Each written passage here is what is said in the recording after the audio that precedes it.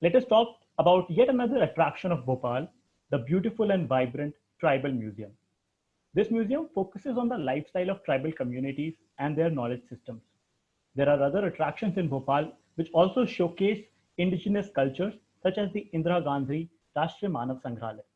The presence of such museums in Bhopal is important because the state shares its boundary with five other states, which make it a cultural hotspot and also home to many indigenous tribes of our country who have adjusted to new age and lifestyle while also have been keeping up their traditional values and practices intact. Let us now take you through this marvelous museum, which shows us the life in a tribal society. One of the important aspects of indigenous lifestyles is to maintain a healthy relationship with the nature, where you are not only dependent on your environment, but also responsible to preserve it. As we dive into the details, we should consider this museum and its artifacts as a way of answering the questions that we all have at times, such as when did the world come into existence? Or why do we see around us certain things that are beyond explanations? Pay close attention to the artifacts in the upcoming photo walking journey, as you will see the museum from inside, gallery by gallery, in the same order as you would see it when you visit. So let's begin. The first question that comes to our mind is how the tribes live. To answer this question, we have our first gallery of the museum, which showcases different types of houses. Inside the gallery, all these houses create a near perfect neighborhood. However, they belong to different types of tribes, such as Gond, Bhil, Saharia, Bega, and Korku. All these tribes have different ways of creating their houses. Inside the gallery, the houses have actual sizes, which have details that you cannot miss. Here is a picture of a house which shows that how optimum use of raw materials such as clay, bamboo, and stones and wood has been done into making it. With the basic structure of the house in place, now it is time to decorate it. We all love to decorate our houses. Also, artistic expressions are key to understanding our thoughts. Every house in tribal community is decorated with beautiful art forms, and these art forms have use of various symbolism. As we see in the picture here, houses of Saharia tribe share a common courtyard, which is also common and seen in many other indigenous cultures where they love and they like to stay in close contact with the entire clan. Coming back to arts, most tribal houses display two distinct forms of arts, paintings and wood carving. Paintings inside the houses are generally done by women, while carving on the doors or wooden slabs are done by men of the community. These paintings and carvings are mostly done during special occasions such as weddings and festivals. With an understanding of the beautiful houses, it is now time to take a sneak peek into some of the beliefs and stories. These beliefs and stories try to explain other questions, questions of the origin of the world or other phenomena that cannot be explained. On your screen, you will see multiple objects, such as musical instruments hanging from a tree and a wooden pavilion right in the center. Now, this pavilion marks a spot where Dharti and Akash, that is, the earth and the sky, come together. Whenever we look at the skyline or the horizon, we always admire the beauty of it. And the same is represented here in the form of this pavilion, which is being witnessed as a ceremony by all the creatures on top of it, made as small figures. The trunks of the trees can also be noticed to have carvings again. These are again telling many stories. Intricately woven with the beliefs, the concept of life and death can also be discussed. Let's talk about life.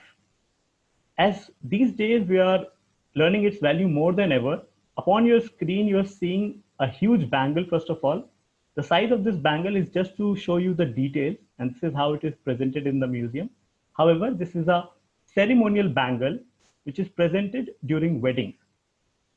The figures on top are made with metal and these show different aspects of life, such as raising a family, engaging in farming activities, and other important events. As most ceremonial jewelries have special significance, this one has a base made of bamboo. Talking about bamboo, the other objects on your screen are also made with it. In fact, If you notice, bamboo is an integral part of the rituals in many of our country's culture.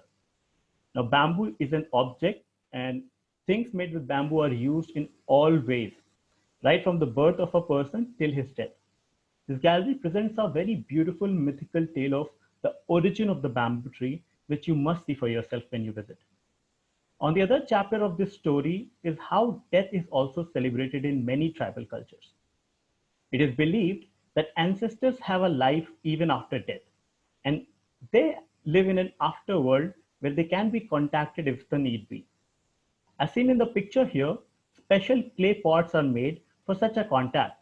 Then these are lit up and they act as a guide for the ancestors who are welcome to come and reside in these and become a part of the gathering of the entire clan during special occasions. Life and death and blessings and teachings of life bring us close to our spiritual world. One's spiritual beliefs are the guiding factors in their life to interpret everything around them. And the perception of a godlike figure sometimes goes beyond the concept of abstract and meaningfulness. And this explains the figure that you see on your screen. Many tribes hold such beliefs. You will also see a hill of animal figures kept here, which is made with clay.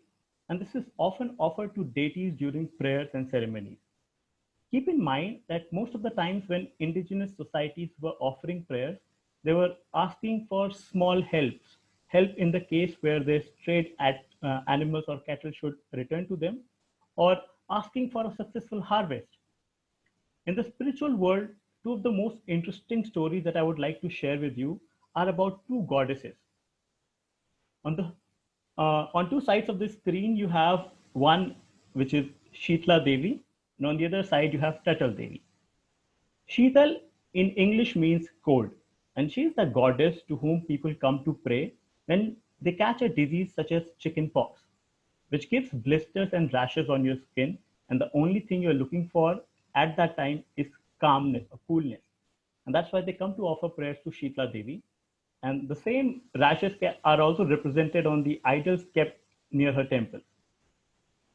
Next is Tatal Devi, which is the goddess whom people come to pray when they have problems with their limbs. Whenever the limbs are broken for them or their cattle, people would come to offer wooden pieces of limbs to this goddess, who is believed to have power to cure broken limbs. With gods and goddesses and their stories, let us quickly talk about the gallery which presents social practices. The tribal communities over many centuries have learned important nature-friendly ways of producing goods and items. They have gained significant skills of producing a lot of goods. In the picture, we see expert craftsmanship by the community in form of pottery, metal art, and they also produce many kind of textile products. Our celebration of gods and goddesses brings together one of the most important segment of life, that is the festivals. This gallery also has a huge chariot on display right in the middle, which is a replica of a ceremonial chariot, which is used during Dashera festival. Dashera is celebrated among many communities and especially in the district of Bastar, where it is celebrated for 75 days. The inclusion of this chariot is important here as Bastar is today part of Chhattisgarh, but it was part of MP until the year 2000 when Chhattisgarh came into existence as a state. Finally, before we head out of the museum, we have the Gallery of Games and Sports. Indigenous people have their own ways of entertainment. When they reach a point of boredom in routine life, the games are, as we know, the best way to enjoy, but they are not the only thing to kill time. In fact, they are also at times the way to learn many important skills and also improve physical strength. The game displayed here in this gallery include such skill testing, such as climbing up on a tree, or testing your physical strength by a game much like tug of war, or a game which is very interestingly displayed on the behind wall where you can see a wave-like figure. This is actually a representation of a game where kids are trying to catch fishes in the river. The gallery also shows many indigenous games which are similar to our modern day games, such as Gulli Danda, which can be linked to modern day cricket, or Chaucer, which can be linked to modern day chess. While this museum is based on indigenous culture, it is also a good way for us to experience and take very clever eco-friendly solutions from here.